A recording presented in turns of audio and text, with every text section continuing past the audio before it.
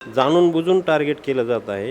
याच्या पलीकडे दुसरा कुठलाही उद्देश नाही. या प्रकरणाशी साहेबांचा काडी मात्रही कुठलाही संबंध आलेला नाही. ना चार्जशीटमध्ये आहे, ना कुठल्याच परिस्थितीमध्ये कुठेही संबंध नाही. आणि हे जर त्यांना जर ते करायचं असतं तर आरोपी अटक होते.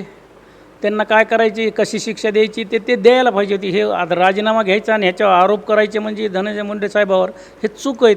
साहेबाचे तर आम्ही सुद्धा सगळे कार्यकर्ते आहेत. आम्ही करतो आम्ही भोगतो. ह्याच्यात साहेबाचा कुठं रोल आहे?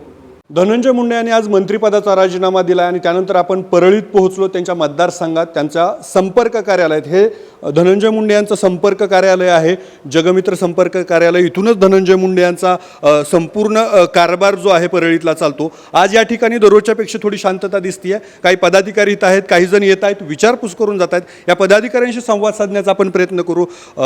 धनंजय मुंडे यांचा आज राजीनामा झाला आहे. काय भावना आहे? त्यांनी राजीनामा दिला. काय आज बोलण्याचा मूड नाही आमचा. उद्याच्याला आपण बोलत, काय साहेब आमचे निर्णय घेतील त्याच्यावर बोलत. आणखी काही पदाधिकारी आहेत.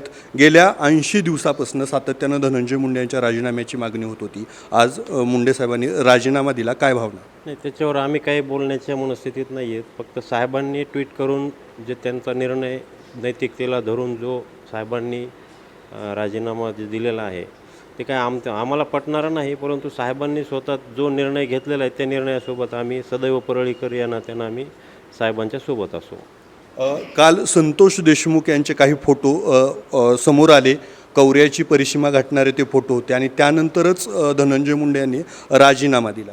नाही, साहेबांनी राजीनामा हा त्यांच्या तो बेल्स पाल्सी या जो आजार झालेला आहे का, ते पूर्वीपासून त्यांना थोडंसं बोलण्याचा त्रास पण होता आणि ह्या पण कारण असतो. ते फोटोचा त्याचा काही विषय मला काही जास्त माहीत नाही. परंतु साहेबांनी जो निर्णय घेतलेला आहे तो त्यांनी विचारपूर्वकच घेतलेला असतो आणि साहेब हे नेतृत्व एक दिवसात तयार झालेलं नाही. आमचं हे आभाळ एवढे उंचीचं नेतृत्व आहे, ते असंच राहील. असं कुणी त्यांना टार्गेट केल्यानं किंवा कुणी अशी सुपारी घेऊन त्यांना त्रास देण्यानं हे नेतृत्व संपणारं नाही. इथून पुढं अजून साहेब चांगलं काम करतील आमच्यासाठी. सुपारी घेऊन नेतृत्व संपणार नाही असं तुम्ही म्हणताय. तुम्हाला वाटतं हे जाणीवपूर्वक राजकीय टार्गेट केलं जातं? बिलकुल. फक्त आणि फक्त हे राजकीय द्वेषापोटी एक चांगलं नेतृत्व आपल्या महाराष्ट्राला, मराठवाड्याला भेटत आहे आणि त्यांना जाणून बुजून टार्गेट केलं जात आहे. याच्या पलीकडे दुसरा कुठलाही उद्देश नाही. या प्रकरणाशी साहेबांचा काडी मात्रही कुठलाही संबंध आलेला नाही. ना चार्जशीटमध्ये आहे, ना कुठल्याच परिस्थितीमध्ये कुठेही संबंध नाही साहेबांचा. मात्र या प्रकरणातले जे आरोपी आहेत ते संबंधित आहेत, त्यांची मैत्रीचे संबंध आहेत असं समोर आलेलं आहे आणि साहेबांनीही ते मान्य केलेलं आहे की माझा माणूस आहे आणि या नैतिकतेतून या राजीनाम्याची मागणी होत होती. नाही, असं तुम्ही जर तसं म्हणत असाल तर हे साफ चुकीचं आहे. आता अनेक माणसं इथं येत असतात.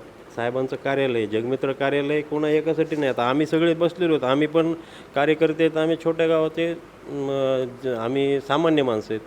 परंतु अशी काही परिस्थिती नाही ना. आता इथं येणारे सगळेजणच माणसं असं ठरवून थोडंच येणार आहेत. ज्याच्या त्याच्या कामासाठी कोणी येऊ शकते.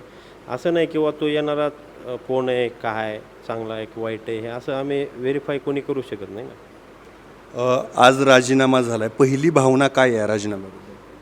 आज राजीनामा झाला आहे ते तब्येतीच्या कारणास्तव झालेला आहे आणि हे जर त्यांना जर ते करायचं असतं तर आरोपी अटक होते. त्यांना काय करायची, कशी शिक्षा द्यायची ते द्यायला पाहिजे होती. हे आता राजीनामा घ्यायचा आणि ह्याच्यावर आरोप करायचे म्हणजे धनंजय मुंडे साहेबावर हे चूक आहेत.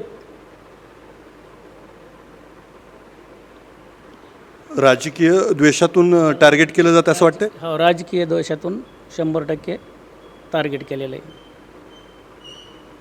अजून काही युवा कार्यकर्ते आहेत, काही पदाधिकारी आहेत, त्यांच्याशी भावना आपण जाणण्याचा प्रयत्न करूया.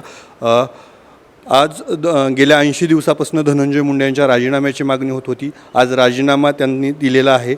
काय पहिली प्रतिक्रिया एक परळीकर म्हणून? एक परळीकर म्हणून आणि एक बीड जिल्हावासी म्हणून ही बीडसाठी दुसरी दुःखद घटना आहे. पहिली दुःखद घटना मुंडे साहेब वारल्याच्या नंतरची आणि दुसरी म्हणजे ही धनंजय मुंडे साहेबाचा राजीनामा झाल्याची. हे दोन दुःखद घटना बीडच्या आहेत. मात्र वाल्मिकी कराड या प्रकरणातले मुख्य आरोपी म्हणून त्यांचं नाव समोर आलं आणि त्यानंतर मागणी होत होती. ते संबंध आहेत म्हणून नैतिकतेच्या आधारावर राजीनामा मागितला जात होता. ह्याच्याकडे कसं पाहता? तर साहेब, तुम्ही ABP माझाचे तुम्ही पत्रकार आहेत. तुम्ही गुन्हा केला तर ABP माझा सर्व गुन्हेगार होतो का? होतो का? ह्या प्रश्नाचं उत्तर द्या फक्त. तुम्ही पत्रकार आहेत, तुम्ही गुन्हा केला तर सर्व म्हणजे ABP माझाचे जे बी संपादक वगैरे आहेत ते गुन्हेगार होतात का? साहेबाचे तर आम्ही सुद्धा सगळे कार्यकर्ते आहेत. आम्ही करतो आम्ही भोगतो, ह्याच्यात साहेबाचा कुठं रोल आहे? तर एकंदरच जे गुन्हेगार आहेत त्यांनी गुन्हा केलेला आहे, मात्र साहेबांना राजकीय द्वेषातून टार्गेट केलं जात असल्याची भावना या पदाधिकाऱ्यांनी व्यक्त केली आहे. आप्पासाहेब शेळके, ABP माझा, परळी. ABP माझा, उघडा डोळे बघा नीट.